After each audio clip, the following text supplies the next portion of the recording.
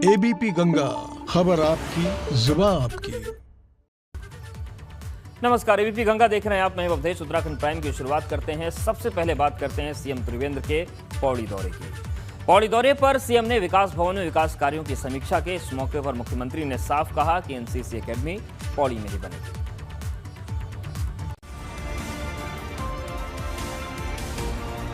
पौड़ी में सीएम त्रिवेंद्र रावत ने अपने आखिरी दौरे के आखिरी दिन विकास भवन में विकास कार्यों की समीक्षा की। मीटिंग के दौरान मत्स्य पालन, कृषि उद्यानिकी जैसे विकास कामों पर फोकस रहा। सीएम ने अधिकारियों से विकास कार्यों का फीडबैक भी लिया। सीएम ने इस बात पर खुशी जताई कि पौड़ी जिले ने सबसे अच्छा काम किया है। यहाँ पर बहुत अच्छा परफॉर्म किया है पौड़ी जिले ने, और जो जिला योजना का जो पैसा है वो 100% मुझे पूरा उम्मीद है कि उसका सदुपयोग हो जाएगा। तो अच्छा काम किया है यहाँ के जिले ने, और प्रदेश में नंबर 1 पर चल रहा है पौड़ी जिला। साथ ही मुख्यमंत्री ने इस पर भी जोर दिया कि सरकार की योजनाएं धरातल पर पहुंचे।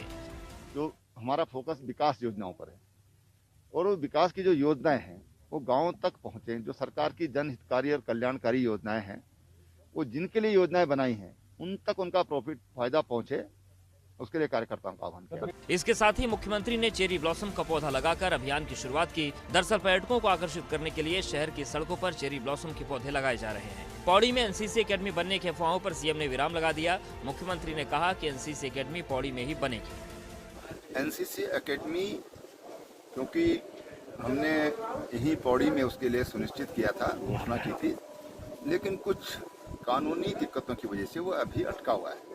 जैसे बाधा दूर होगी, हमने बजट का प्रोविजन किया हुआ है, हम तो इनका शिलान्यास करेंगे। अपने दौरे के दौरान मुख्यमंत्री कंडोलिया मंदिर पहुंचे, जहां सीएम ने भूमियाल देवता का आशीर्वाद लिया। एबीपी गंगा के लिए पौड़ी से आलोक रावत की रिपोर्ट। उधर देहरादून में सीएम आवास पर अटल आयुष्मान योजना को लेकर कार्यक्रम हुआ। इस दौरान प्रदेश के अस्पतालों को प्रशस्ति पत्र देकर सम्मानित किया गया। सीएम ने प्रदेश के हॉस्पिटल के तमाम प्रतिनिधियों को सम्मानित किया। तो अटल आयुष्मान योजना के लिए सम्मान दिया गया और सीएम आवास पर यह सम्मान समारोह बुलाया गया था। अब इसके बाद हमारे पास एक बाकी जो शेष जो अस्पताल हैं उनको जो हम आज एप्रिसिएशन मानिए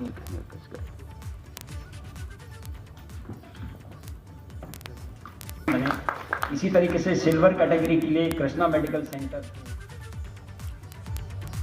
रुड़की से बड़ी संख्या में किसान मुजफ्फरनगर में हुई महापंचायत के लिए रवाना हुए, मगर नारसन बॉर्डर पर पुलिस ने किसानों को रोक लिया, जिससे किसानों की पुलिस के साथ कहासुनी होने लगी।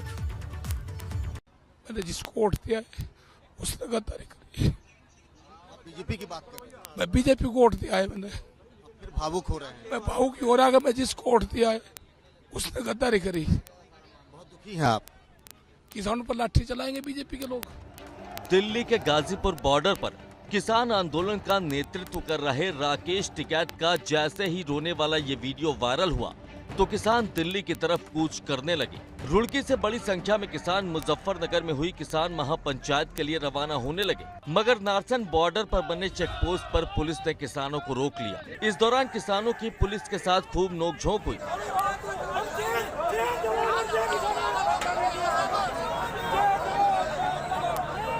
किसान महापंचायत में जाने की मांग पर अड़े थे। पंचायत में जो निर्णय होगा अगला, हम उसके लिए वहीं से कूच करेंगे। अगर वो कहेंगे दिल्ली जाना तो हम सिर्फ दिल्ली जाएंगे। अगर कहीं कहेंगे जिले स्तर पर, प्रदेश स्तर पर प्रदर्शन होने या जेल भरो आंदोलन करना तो उसके लिए हम तैयार हैं। नारसन बॉर्डर पर काफी देर तक किसानों और पुलिस के बीच कहासुनी होती रही। पुलिस सुरक्षा का हवाला देकर किसानों को रोकना चाहती थी, लेकिन किसान अपनी बात पर अड़े थे। बाद में पुलिस ने किसानों के ट्रैक्टरों को एक एक कर जाने दिया।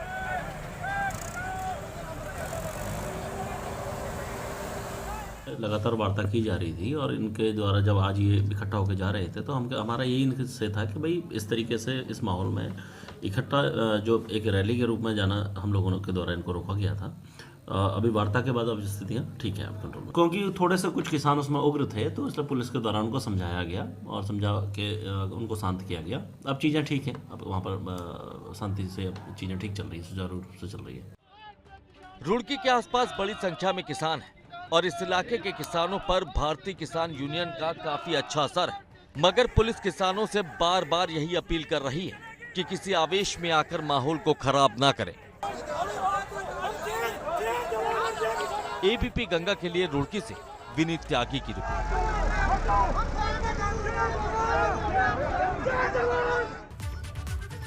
बीजेपी सरकार के पूर्व दर्जाधारी मंत्री और सामाजिक कार्यकर्ता रविंद्र जुगरान आम आदमी पार्टी में शामिल हो गए हैं। जुगरान ने अपने सैकड़ों समर्थकों के साथ पार्टी में शामिल होकर पार्टी की सदस्यता ग्रहण की। आम आदमी पार्टी के प्रदेश प्रभारी दिनेश मोहनिया ने रविंद्र जुगरान को पार्टी की सदस्यता दिलाई।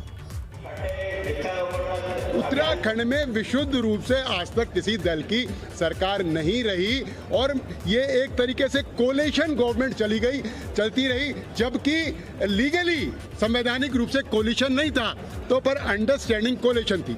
मेरे को जो मेरा दर्द है वो अचानक नहीं उबल रहा या उबलाहट में एकदम से नहीं आई या 2 साल में या 3 साल में नहीं आई। उनका बहुत बहुत स्वागत, अभिनंदन। साथ ही साथ हमारा ये मानना है कि जिस आंदोलनकारी रूप से वो आए हैं, निश्चित तौर पे आम आदमी पार्टी उत्तराखंड के निर्माण में जिन सपनों को लेकर चली थी, और हम मानते हैं कि आम आदमी पार्टी ही उन सपनों को पूरा कर सकती है। उस दिशा में कुछ हम कदम आगे चल रहे हैं और रविंद्र जुगरान जी निश्चित तौर पे आम आदमी पार्टी का एक बड़ा चेहरा साबित होंगे। पर्यटन सचिव दिलीप जावलकर ने दिल्ली में बद्रीनाथ के मास्टर प्लान का प्रेजेंटेशन दिया। इसमें देश भर के शीर्षस्थ सार्वजनिक क्षेत्रों के उपक्रमों के प्रतिनिधि शामिल हुए। दरअसल मास्टर प्लान के तहत बद्रीनाथ धाम को विकसित किया जाना है। इसकी मॉनिटरिंग खुद पीएम मोदी कर रहे हैं। पुनर्गठन करने का प्रयास करता है, जिससे न केवल तीर्थ यात्री परंतु निवासियों को भी सामाजिक और आर्थिक सुविधा प्रदान। तो बद्रीनाथ धाम के मास्टर प्लान का प्रेजेंटेशन दिया गया और पर्यटन सचिव दिलीप जावलकर ने यह प्रेजेंटेशन दिया, जिससे न केवल तीर्थ यात्री परंतु निवासी। हरिद्वार महाकुंभ की तैयारियों में कुछ तेजी तो नजर आ रही है, मगर संत अभी तैयारियों से संतुष्ट नहीं है। अखाड़ा परिषद के अध्यक्ष नरेंद्र गिरी का कहना है कि वो कुंभ को लेकर संतों के साथ मंथन करेंगे।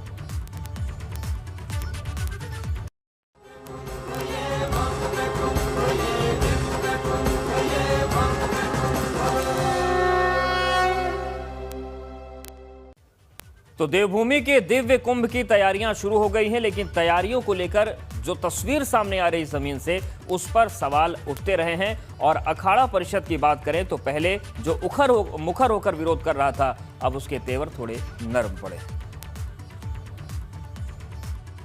महाकुंभ को लेकर तैयारियां अंतिम दौर पर हैं और तमाम जो साधु संत हैं वो अपनी तरह से तैयारी में भी जुटे हुए हैं। हमारे साथ बात करने के लिए अखाड़ा परिषद के अध्यक्ष नरेंद्र गिरी महाराज जी हैं, उनसे बात करते हैं। उन्होंने अभी कई चीज़ें देखी भी हैं और बराई काम भी वो गए थे, तो किस तरह की तैयारियाँ हैं और एसईपी को लेकर क्या उनका कहना है। सर, अंतिम दौर में तैयारियाँ हैं, क्या कुछ कहेंगे आप तैयारी को लेकर, क्योंकि आपने देखी भी हैं चीज़ें, किस तरह की हैं? देखिए, तैयारियाँ जो हो रही हैं वो ठीक हो रही हैं और तैयारियाँ तो अभी समय है, पूरा हो जाएगा। लेबलिंग भी हो गई है, आपकी पोल खंभे भी गड़ रहे हैं, पाइपलाइन डाली जा रही है, वो सब तो हो जाएगा।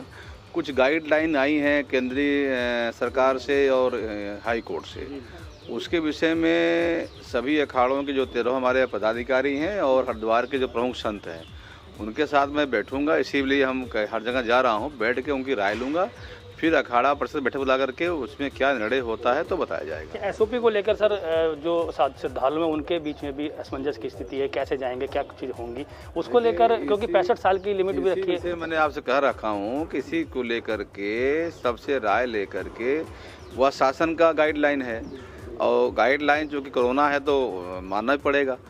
तो अभी सबसे राय लेकर के जो अखाड़े के प्रमुख संत हैं वो अखाड़ा परिषद के पदाधिकारी हैं, बाकी जो हरिद्वार के प्रमुख संत हैं उनसे राय लूँगा। राय लेने के बाद फिर बैठक बुला करके इसको निर्णय किया। सर, टेंट लगाए जाने हैं, उसको लेकर क्या ज़मीनों का अलॉटमेंट हो गया है, कैसे लगाए जाएंगे? चिन्हीकरण भी नहीं हुआ है, तमाम व्यवस्थाएं बनाई जानी है और 27 तारीख से माना जा रहा है कुंभ शुरू हो जाएगा। आप देखिए, ऐसा इसी विषय मैंने आपसे क्या कहना है कि अभी तो तमाम ऐसे काम हैं जो चल भी रहे हैं और कुछ अधूरे भी हैं, पर सरकार का प्रयास है कि जल्दी काम पूरा हो जाए। माननीय हाई कोर्ट ने कुछ निर्देश दिया है, तो उसी विषय आपसे बार बार कह रहा हूँ ना कि अभी हम लोग जब बैठ करके सबकी राय लेके तब कोई निर्णय करेंगे, अभी कोई निर्णय नहीं करेंगे। नगर प्रवेश को लेकर सर कब तक चीज़ें रहेंगी क्लियर? क्योंकि हर अखाड़े की अपनी परंपराएं हैं, उनका नगर प्रवेश करने का अधिकार है, नगर प्रवेश कोई रोक नहीं है।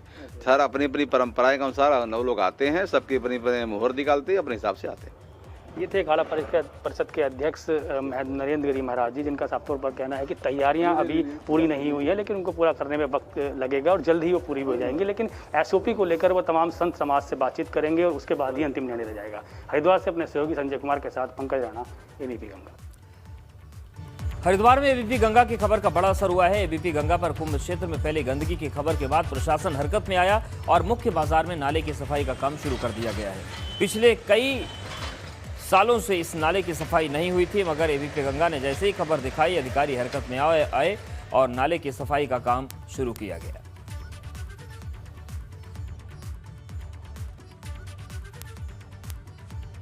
हमारा 2 बड़े जो नाले हैं उन पर सफाई का कार्य चल रहा है। एक ज्वालापुर में है और दूसरा रेलवे स्टेशन के सामने है।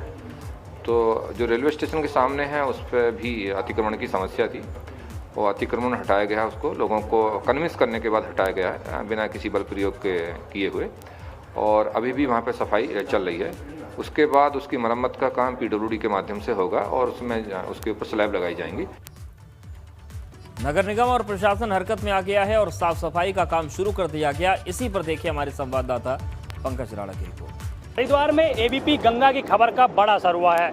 मेरे पीछे जो आप नाला देख रहे हैं ये गंदगी से पटा रहता था, लेकिन जब एबीपी गंगा ने इस खबर को प्रमुखता से दिखाया, यहाँ के स्थानीय लोगों से बातचीत की, तो उन्होंने खुद कहा है कि ये काफ़ी सालों से जो नाला है इसी तरह से बंद पड़ा रहता है और गंदगी यहाँ पर रहती है। इसके नाले के ऊपर कई दुकानें यहाँ लगाई थी, ठेली पटरी का यहाँ लोग काम करते थे, लेकिन फिलहाल यहाँ पर अब नाले की सफाई का काम शुरू किया जा रहा है। और ये कह सकते हैं कि क्योंकि शहर के बीचों बीच में ये नाला है और जो मेला अधिकारी हैं नगर निगम की टीम ने, उसने आकर यहाँ निरीक्षण किया और खुद पाया कि जो नाला है वो काफ़ी गंदा है। और यहाँ जो क्योंकि शहर के बीचों बीच में नाला है, कुंभ का भी आयोजन हरिद्वार में होने जा रहा है, उसके बावजूद शहर की जो खूबसूरती है उसको ये बेदाग कर रहा था। लेकिन अब नाले में इसके जो नाले की मेंटेनेंस का काम और सफाई का काम नगर निगम की टीम ने शुरू कर दिया है। कुल मिलाकर कह सकते हैं कि कुंभ के आने से पहले इस नाले को साफ और सुरक्षित कर दिया जाएगा, साफ सुथरा कर दिया जाएगा। क्योंकि पहले यहाँ जो स्थानीय लोग थे वो काफ़ी इससे नाराज भी थे और दुखी भी थे, क्योंकि उनका रोजगार यहीं से चलता था। और एक बड़ी बात ये भी है क्योंकि इसके साइड में यहाँ रेलवे स्टेशन का भी है, लोग यहाँ से आते थे, देखते थे और गंदगी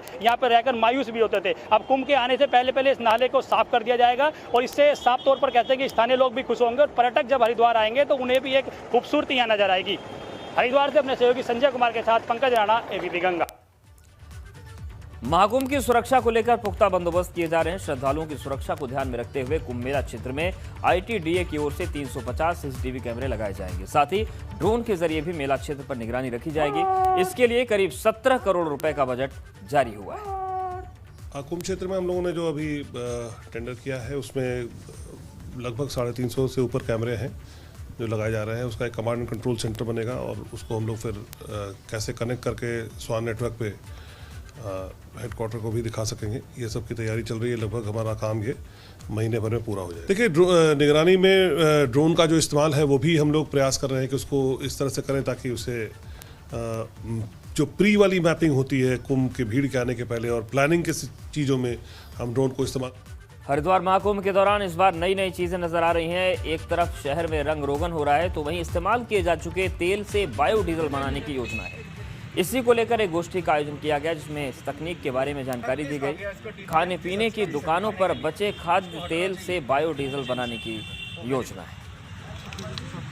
इसका जो ऑल्टरनेट इंडस्ट्री इसको बायोडीजल में कन्वर्ट किया जा सकता है और ऐसा अनुमानित किया गया कि 80% यूज्ड ऑयल जो है वो बायोडीजल में कन्वर्ट हो जाता है। और बायोडीजल में जब ये कन्वर्ट हो जाता है उस मैकेनिज्म के बाद इसको हम नॉर्मल व्हीकल्स में और जैसे उन्होंने बताया कि आपको एरोस्पेस के अंदर इसको आराम से यूज़ किया जा सकता है। अब आजकल बॉयलर्स के अंदर भी इसका यूज़ अच्छा हो गया है। तो जो इस्तेमाल किया हुआ तेल है उससे बायोडीजल बनाने की जो तकनीक है उसका डेमो हुआ और ये तकनीक काफ़ी कारगर और फायदेमंद हो सकती है। महाकुंभ के दौरान एक तरफ कुंभ मेला प्रशासन की आधी अधूरी तैयारियों पर सवाल उठ रहे हैं तो वहीं दूसरी तरफ फायर सर्विस डिपार्टमेंट से मिलने वाली एनओसी को लेकर भी चौंकाने वाली बात सामने आई है।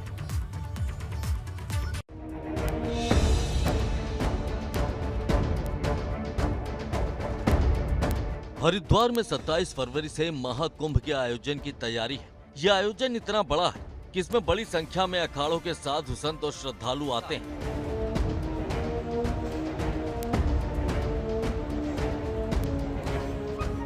जाहिर है इतनी बड़ी भीड़ को कंट्रोल करने के लिए व्यवस्थाएं भी काफी दुरुस्त होनी चाहिए। आपको जानकर हैरानी होगी कि धर्म नगरी के ज्यादातर होटल, आश्रम और अखाड़ों के पास फायर डिपार्टमेंट से मिलने वाली एनओसी है ही नहीं। हरिद्वार की बात करते हैं तो वर्तमान में हमारे पास जो है 67 होटल और गेस्ट हाउसों की एनओसी दी गई है और वर्तमान में 2 आश्रमों की एनओसी गई है। बाकी अन्य किसी के पास फायर की एनओसी प्रदान नहीं की गई है। फिलहाल किसी अखाड़े के पास फायर की एनओसी नहीं है।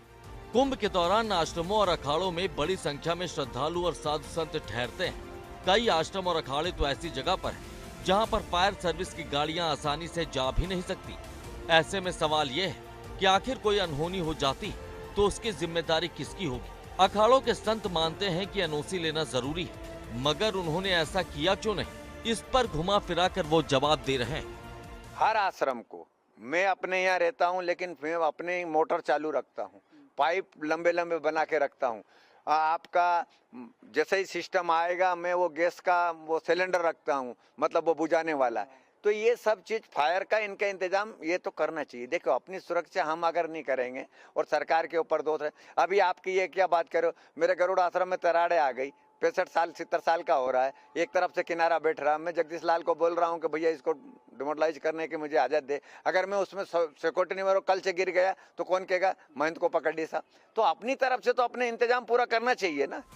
इतना ही नहीं, शहर के कई बड़े बड़े अस्पतालों के पास भी फायर सर्विस से मिलने वाली एनओसी नहीं है। बड़ा सवाल ये है कि ये अस्पताल चल कैसे रहे। वर्तमान में हमारे यहाँ से जिन्होंने भी अनापत्ति प्रमाण ले रखा है उसमें 19 हॉस्पिटल हैं, जिसमें एक सरकारी हॉस्पिटल है। अन्य को हम चेक कर रहे हैं, उन्हें अग्नि सुरक्षा यंत्रों के लिए सुझाव दे रहे हैं और सुझाव से संबंधित एक नोटिस भी जारी कर रहे हैं जिसमें वो व्यवस्था की जाएगी। अगर जो है संबंधित हॉस्पिटल जो है जो भी हमारे क्षेत्र में चल रहे हैं व्यवस्था कर लेते हैं और कागज सही दिखा देते हैं तो उनको अनापत्ति प्रमाण पत्र दे दिया जाएगा। अस्पताल बगैर एनओसी के संचालित हो रहे हैं, मगर अधिकारी इससे बेखबर है। क्या ये मुमकिन है? इसमें संबंधित जो भी हमारे सीएमओ हैं और हरिद्वार के सीएमएस हैं, उनको मैं आज ही पत्र लिख करके इस विषय के बारे में जानकारी दूंगा और कहूँगा कि उनके जो फायर के इक्विपमेंट्स हैं वो रेडी रहें और किसी भी परिस्थिति के लिए हम लोग बिल्कुल वेल इक्विप्ड रहें। हैरानी तो तब हुई जब बाबा हठ योगी ने एबीपी गंगा के कैमरे पर यह बोल दिया कि एनओसी तो पैसे देकर भी ली जा सकती है। भाई एनओसी तो पैसे दे के भी ले लेंगे, भाई एनओसी तो मिल जाएगी। सुन लीजिए, जब पकड़ा जाएगा तो अधिकारी फधिकारी वो बात अलग होगी। तो क्या एनओसी के नाम पर फायर सर्विस डिपार्टमेंट नियमों को ताक पर रखकर काम करता है? क्या आम आदमी की जिंदगी के साथ खिलवाड़ किया जा रहा है? आखिरकार मेला प्रशासन के अधिकारी अब तक कहां सोए हुए थे? इस घालमेल के पीछे की सच्चाई उजागर होनी बेहद जरूरी है। एबीपी गंगा के लिए हरिद्वार से पंकज राणा की रिपोर्ट। कानपुर से भाजपा विधायक कुंवर प्रणव सिंह चैंपियन के खिलाफ डीआईजी गढ़वाल से शिकायत दर्ज कराई गई है। आरोप है कि चैंपियन ने उन्हें जान से मारने की धमकी देते हुए उनकी संपत्ति पर कब्जा कर लिया है। इतना ही नहीं, अपने रसूख का इस्तेमाल करते हुए चैंपियन ने उनके परिवार पर मुकदमा भी दर्ज करवा दिया। दरअसल अजय अग्रवाल और संजय अग्रवाल कुंवर प्रणव सिंह चैंपियन के साथ लंबे समय से काम कर रहे थे। अभी कुछ रोज पहले ही कुंवर प्रणव सिंह चैंपियन ने संजय और अजय अग्रवाल के खिलाफ 4 करोड़ रुपए गबन करने का मुकदमा दर्ज करवाया। अब संजय अग्रवाल और अजय अग्रवाल के परिवार ने डीआईजी से इस बाबत शिकायत दर्ज करते हुए अपनी जान का खतरा बताया है। हमने जो तले लगाकर आए थे वो तले तोड़कर उन्होंने अपने तले लगवा लिए हैं और मीडिया में झूठ ये बोला है कि दुकानदारों ने ताले लगवाए हैं। जान के सर मारने की धमकी दे रखी है सर परिवार को। 18 अक्टूबर से चल रहा है वो रिकॉर्डिंग, जो ये कह रहे हैं कि 2 साल पुरानी है, वो रिकॉर्डिंग 18 या 19 अक्टूबर की है। वो तो साइबर क्राइम में से निकल जाएगी कब की रिकॉर्डिंग है। अंधौरा क्षेत्र के ये लोग आए थे, संजय अग्रवाल और अजय अग्रवाल के फैमिली मेम्बर्स थे ये। इन लोगों की शिकायतें कुछ वहाँ के लोकल एमएलए के अगेंस्ट थी। मैंने एसएसपी हरिद्वार को निर्देशित कर दिया है कि इसमें पूरी निष्पक्ष जांच करके जो भी कार्रवाई हो वो त्वरित की जाए। उधर पिथौरागढ़ में एक सिरफिरे युवक ने युवती को चाकू मार दिया। बताया जा रहा है कि युवक युवती से एक तरफा प्यार करता था। युवती ने शादी से इनकार किया तो उसने युवती को चाकू मार दिया। अल्मोड़ा के जंगल में आग लगी है। डालाकोट के जंगल में आग से हरियाली को नुकसान हो रहा है। आग गांव तक पहुंच गई, जिससे ग्रामीणों ने कड़ी मशक्कत के बाद इस तरीके से बुझाने में कामयाबी हासिल की।